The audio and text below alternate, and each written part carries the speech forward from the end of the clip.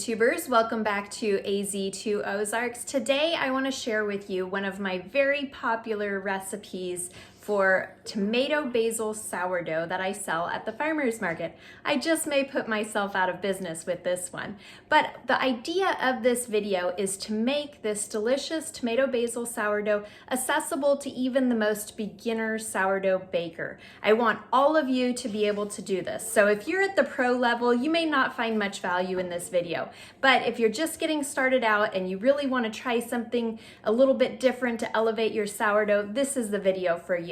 One thing this video does assume is that you have a happy and healthy sourdough starter already. You can purchase one from As Your Standard, and I'll put the link down in the description below, and you want to make sure you have that. This is not an instructional on how to start an actual starter. Some of our key ingredients today will be MorBread bread flour, and this is my absolute favorite flour for baking bread because I get consistent, wonderful results. Again, this is found at As Your Standard.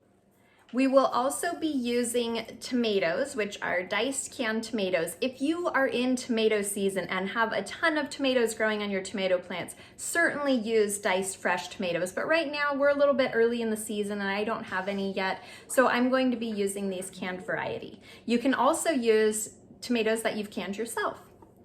I will be using tomato paste. This adds even more intense tomato flavor to this recipe. I will also be using dried basil. Again, if you have basil growing right now, by all means use your fresh basil. I will be using a KitchenAid mixer for this recipe to allow the machine to do all of the hard kneading work for me. We will shape it by hand at the end. However, I just want to let that machine do the work, and you can also use a bread machine on the dough cycle if you would like to do that as well. Let's get started. We are going to add all of our ingredients directly into the KitchenAid mixer. I start with 3 cups of MorBread bread flour.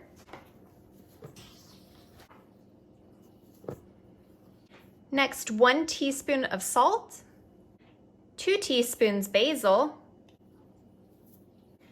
1 tablespoon tomato paste,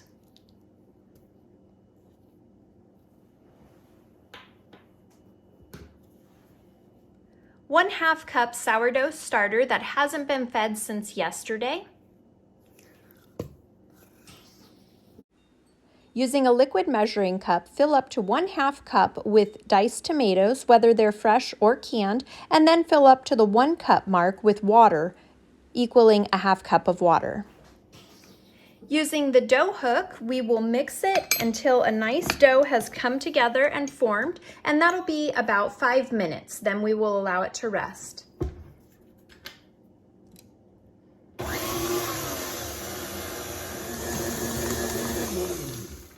Now that we have formed a nice ball of dough, I'm just going to let it rest for about 5 minutes, and then we will turn the machine back on to mix again. This rest allows the dough to absorb, it allows the flour to really absorb the liquids and to find out if it's actually going to be too dry or too wet, but this allows the ingredients to incorporate. 5 minutes resting time has gone by. Now we will begin mixing for another 5 minutes on the second speed of the KitchenAid.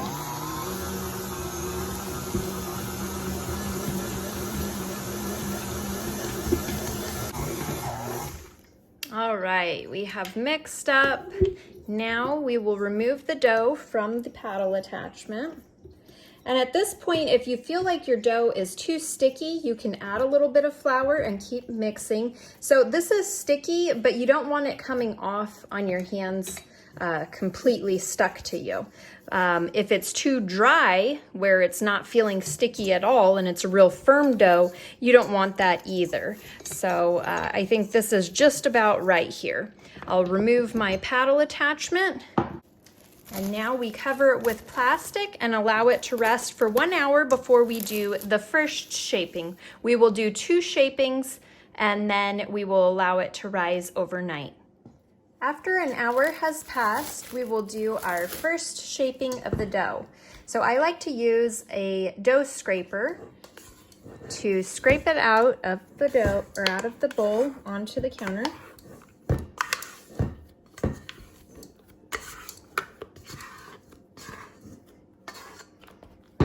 All right, there's our dough.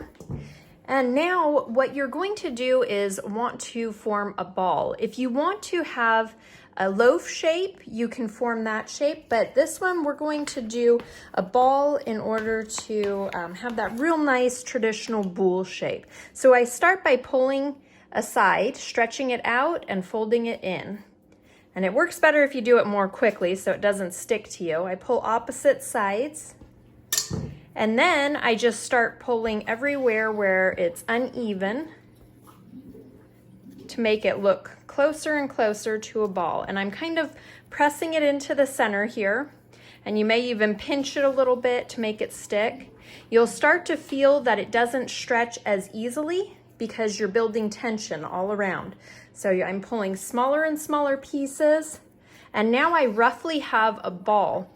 This will be the bottom of the dough, so I flip it over using my scraper so it doesn't stick.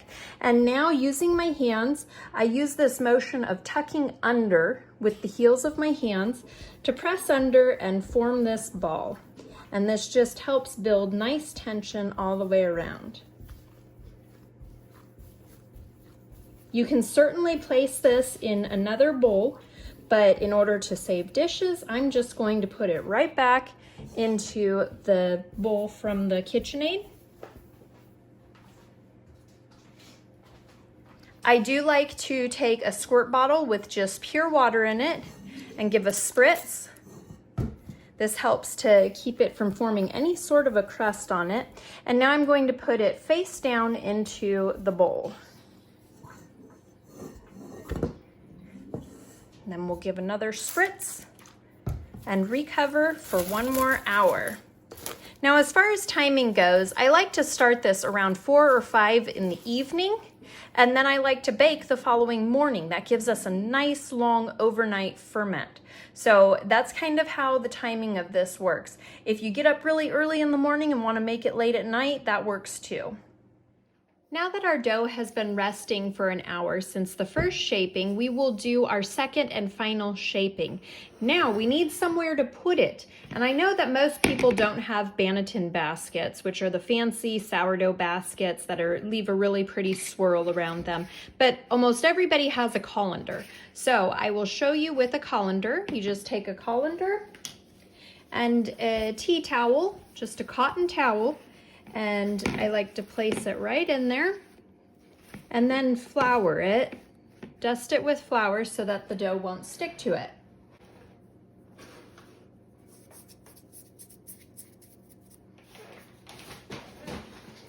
All right, we'll set this over to the side while we do our final shaping of the dough. And this will be just like the previous shaping. We will scrape it out onto the counter.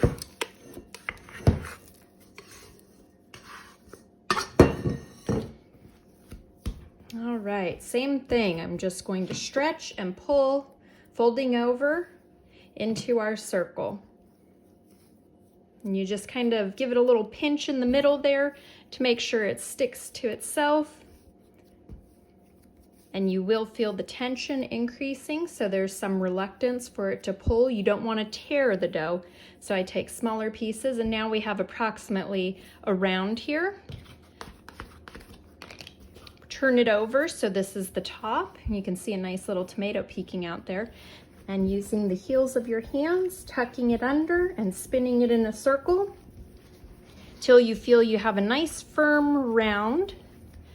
And now we will put it face down into our basket. Leave it here. I will cover it up.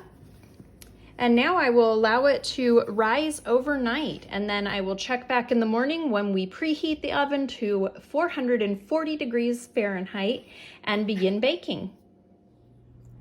It is now the next morning, and our dough has been rising for about 14 hours, and you can see it has really puffed up and domed nicely. This side is kind of crusty on it. This will be the bottom of the dough. So now you want to be careful turning it out onto a parchment lined baking sheet. So I just put my hand under it and set it down. If it's a little bit stuck, you can peel the towel off. Make sure you do it gently so as not to tear into the dough. Probably could have dusted this one a little bit more. All right, so there's our loaf. And I like to score the top in order to allow the steam to escape in a pre-planned place. That way it splits where you want it to. So I'm just going to give it a simple X using a lame. A lame is simply a razor blade. You can use an extremely sharp knife if you have one.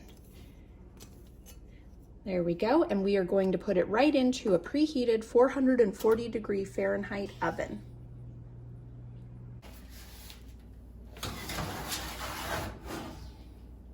You want to have an old baking sheet in the very bottom that preheated with the oven, something you don't care about, so you can pour some water into it. And this steam is helpful in making it crusty. All right, it's been 25 minutes, and now I come to check on the bread. I may rotate it if you have certain hot spots in your oven, and if it's dry in the bottom, I'll add a little bit more water. This gives you a nice crusty outer crust and keeps the inside nice and moist. So we're going to allow 10 more minutes before pulling it out of the oven. After 35 minutes in the oven, our loaf looks ready, so I took it out to cool on a wire rack. I will allow it to cool a bit before we slice into it. All right, our loaf has cooled off and it looks wonderful and delicious, so let's slice into it to see what it looks like on the inside.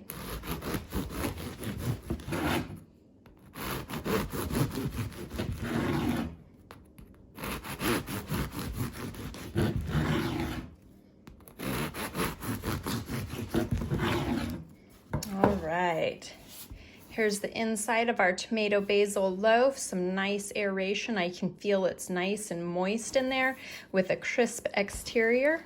So all that is left at this point is a taste test.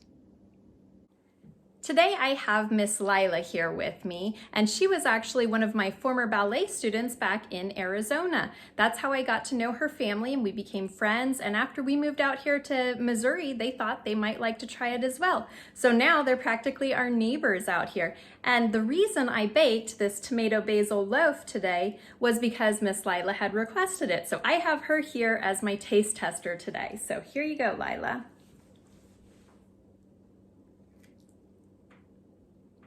What do you think about it? All right, well, I hope you guys enjoyed this video. If you did, give us a thumbs up and subscribe to keep following our adventure.